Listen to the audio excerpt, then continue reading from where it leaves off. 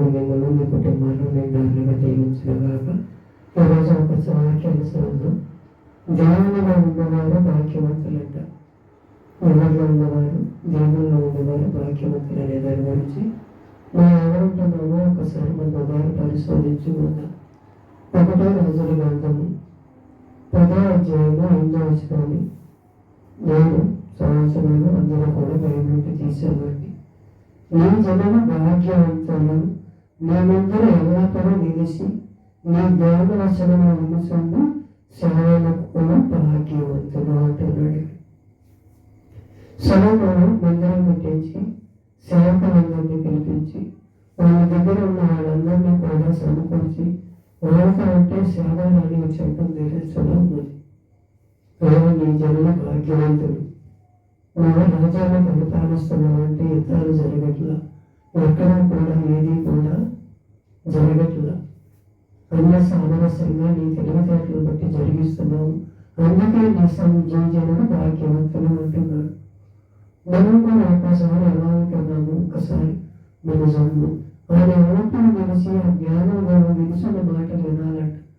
మనం సదాచరణ పడుతున్నాము, మన మాటలే గొప్ప అనుకుంటున్నాము. ఒకసారి మన హృదయాన్ని పరిశోధించుకోవాలి. దేవుడు కూడా అంటున్నాడు, మన ఎల్లప్పుడూ నిలిచి జ్ఞానం అసలు విలుసున్న సేవకులు ధన్యులాడు. మనం ఎలా అంటున్నాము, మనం నాకే తెలుసు అనుకుంటున్నాము. ఒకసారి మన హృదయాలు పరిశోధించుకుందాము. పరిశోధించుకొని ముందుకు నడవాలి. అలాగే యోహాను పత్రిక యోహాను సువార్త 5వ అధ్యాయం 24వ వచనంలో అంటున్నాడు, నా మాట విని నన్ను పంపని వారి విశ్వాసం ఉంచేవాడు నిత్య జీవము కలవాడు, వాడంట తీర్పులోనికి రాడు. యేసుప్రభువు వారినే పంపించాడు దేవుడు. పంపించాడన్నాడు, నా మాట విని నన్ను పంపిన వారి విశ్వాసం ఉంచాడంట. మనం కూడా ఆయనను మనం కడగబడ్డాం కదా, ఆయన రాజ్యానికి వారసులు అయ్యాం కదా, ఆయనలో మనం కడగబడి ఆయన వారసులు అయ్యి ఆయన మాట మనం వింటున్నామా లేదా ఒక్కసారి మన హృదయాన్ని పరిశోధించుకోవాలి. మనమంతా సీనియర్లు అనుకుంటాము, మనకు అన్నీ తెలుసు అనుకుంటున్నాము. ఆయన మాటలు మనం వినగలుగుతున్నాము, ఆయన స్వరం ఆయన బలమైన స్వరం మనం వినగలుగుతున్నాము. నీ జనులు భాగ్యవంతులు, నీ జనులు భాగ్యవంతులు అంటున్నాడుగా. ఎక్కడ ఎవరే ఉంటున్నాడు అంటున్నాడుగా. ఆయన ఎవరిని మనం వినగలుగుతున్నాము, మనం ఆయన వద్ద విశ్వాసం ఉంచగలమా, వెనుకలో విశ్వాసం కలుగుతుందని మనం లేఖనాల ద్వారా తెలియపరుస్తున్నాడుగా. ఆ విశ్వాసం మనలో ఉందా, నిత్య జీవం మనలో ఉందా.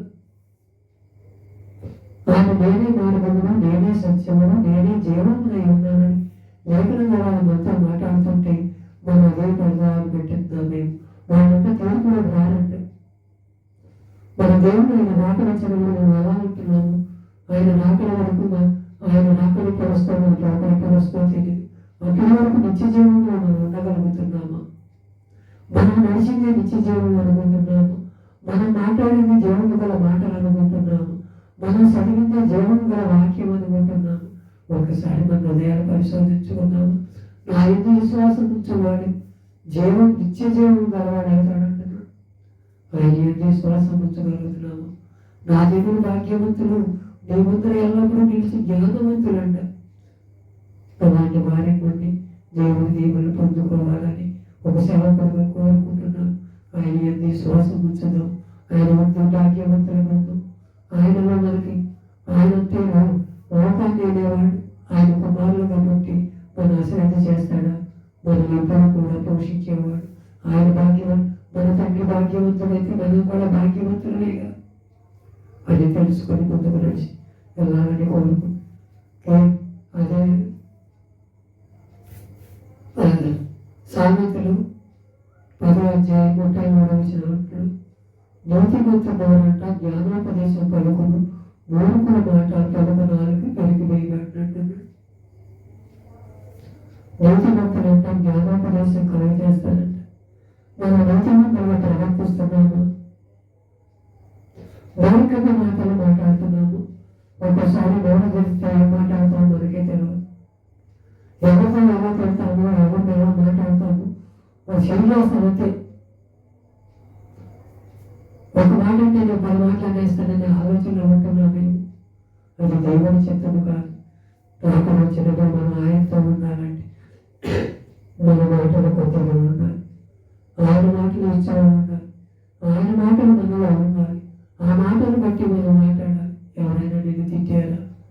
హింసించారా? లేనిపోయిన చెడ్డ మాటలు మాట్లాడారు. సైలెన్స్ అయ్యా, వీళ్ళు తెలుసో తెలియక మాట్లాడారు. వీళ్ళ మా మొక్కలు జీవము గల మాటలే మనం మాట్లాడాలి. వాళ్ళని ప్రేమించాలి, వాళ్ళతో ఐక్యపడాలి, ఆయనతో మనం సహవాసం చేసేవారం ఉండాలి. అదే అంటున్నాడు, నీతిమంతులు లేరంట, నోరంట జ్ఞానోపదేశం కలుగునంట. మూర్ఖంగా మాట్లాడతాము. ఒకసారి మనం 44 పరికి వేస్తాడంట. ఇప్పుడు అధికమైన మాటలు, అధికమైన దోషం అంట. మనం ఎంత మాట్లాడాలో అంతే మాట్లాడాలి. ప్రియాలో చక్కగా నిలబడం, నేను నీతో మాట్లాడతా, నేను పలుకుని మనం పలకమంటున్నాడు. మన సొంత మాటలు మనం పలుకుతున్నాము, మనలో ఉన్న దైవాన్ని తీసివేసుకుంటున్నాము. ఒకసారి మన హృదయాలు పరిశోధించుమా.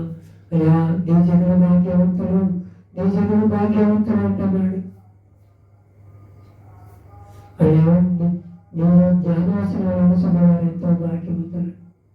దైవమంతా కూడా జ్ఞానవసరాలతో నింపబడి, ఆ జ్ఞానవసర సర్వధర్మ ఆయనతో మనం అంటగట్టబడి విశ్వాసంతో జీవితం ఆయనకు నిలబడదాం. తెలుగులోనికి రాడంటాడు. నీతిమంతులు నోరంట జ్ఞానోపదేశం కలుగునంట. జ్ఞానం కలుగు మాట్లాడదాం, జ్ఞానవంతులుగా తీర్చిదిద్దబడదాం. అలాంటి వారికి కాపాడాలని దేవుడు కోరుకుంటున్నాడు. నిన్ను ఏ స్థితిలో ఉంటున్నామో, ఎలా ఉంటున్నామో ఒకసారి మన హృదయాలు పరిశోధించుకుని, నీ జనులు భాగ్యవంతులు, నీ జనులు భాగ్యవంతులని దేవుడు మనల్ని అన్నారు. మనం ఆనందగలిగి ఆయన సన్నిధిలో నిలబడగలిగి ఆయన రాజ్యానికి వారసులవుతాం. నిన్ను పంపిన వారి ఎంతో విశ్వాసం ఉంచుదాం. నేను తీసుకొచ్చిన వారి అన్న లోకానికి ఎందుకు తీసుకొచ్చాడో, ఈ లోకానికి ఎందుకు తీసుకెళ్తున్నాడు, ఆ పని మీద మనం ముగించుకోమని వెళుతుండగా ఈ జగన్ ధన్యులని మనం పిలవగలిగి యోగ్యత మనం కనపరుచుకొని ఆయనకి వారసులు అవుదాం. ఆయన నిత్య రాజ్యానికి వారసులని ఆయనతో మనం అంటుకట్టబడదాం. ఆయనతో మనము జ్ఞానోపదేశ మాటలు మన నోరు నుంచుగాక.